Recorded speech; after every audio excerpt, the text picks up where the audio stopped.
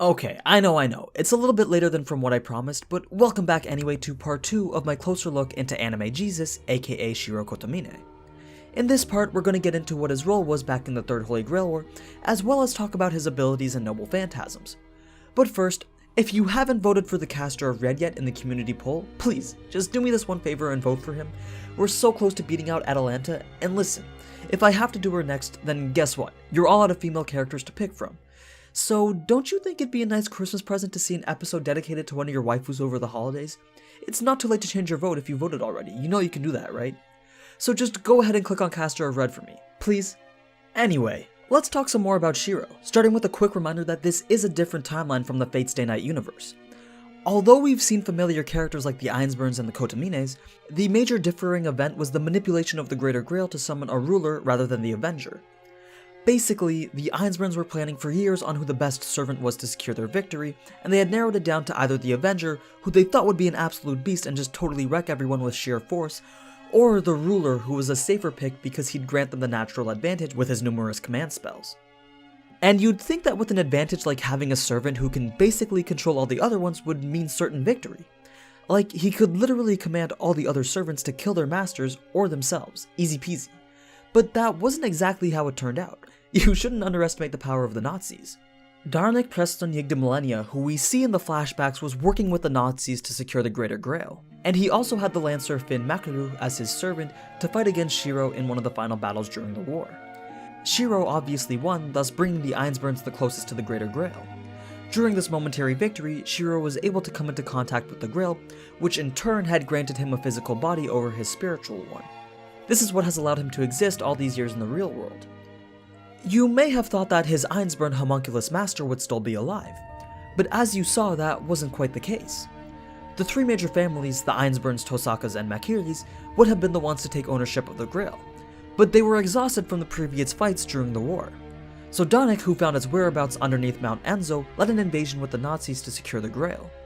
It was during these battles that Shirou's master was killed and the Grail stolen.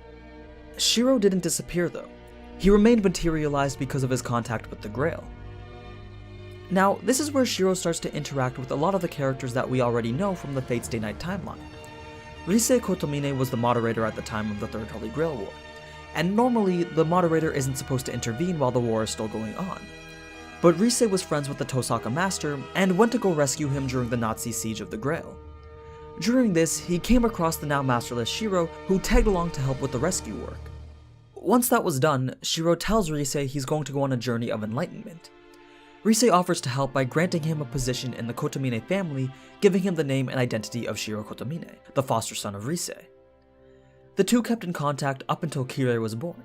Shirou knew Kirei was an odd person and sensed that if he had gotten too close to his technical stepbrother, it would have been a fair bit of trouble.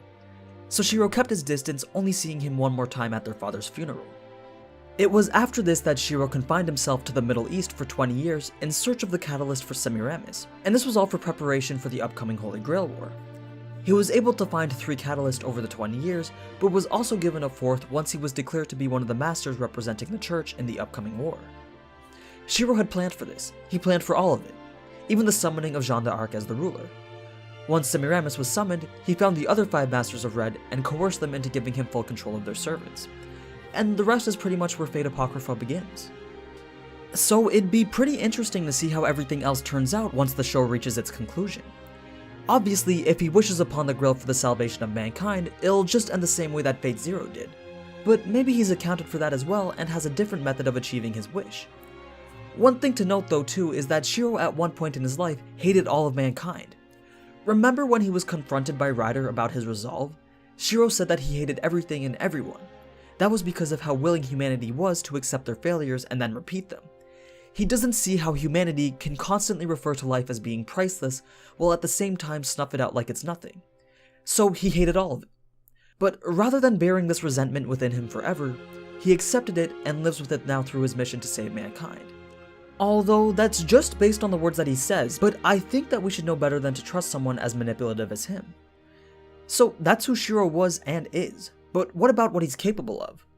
Well, considering that he's the ruler class, that means that he has God's Resolution, which is 2 command spells per servant that participated in the Third Holy Grail War.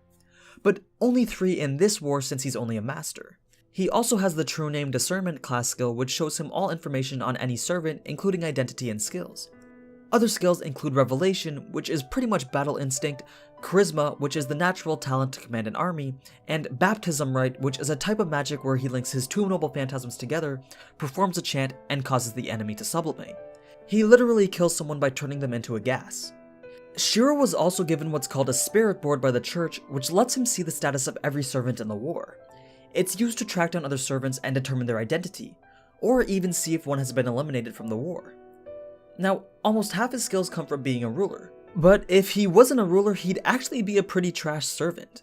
He's not very good in close combat and isn't proficient enough in magic to be a caster class. He's quite fast though and is still considered a heroic spirit, so he does get some noble phantasms. Both his noble phantasms coincide with each other. One's his left hand and the other his right. They're called the left arm, Foundation of Heaven's Blessing, and right arm, Wickedness Predation. And they both allow him to use any of the miracles he was said to have performed for his persecuted people back when he was alive. In other words, it allows him to use any type of magecraft. His two arms link together the foundation of all magic and make it possible for him to use any type of it, even types that he was not even aware existed.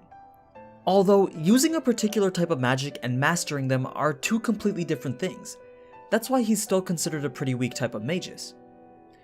But other than infinite magic ability, his right arm also grants him a little bit of precognition, which gives him the ability to predict the future. And his left arm strengthens the body and has the minor side effect of eternal youth.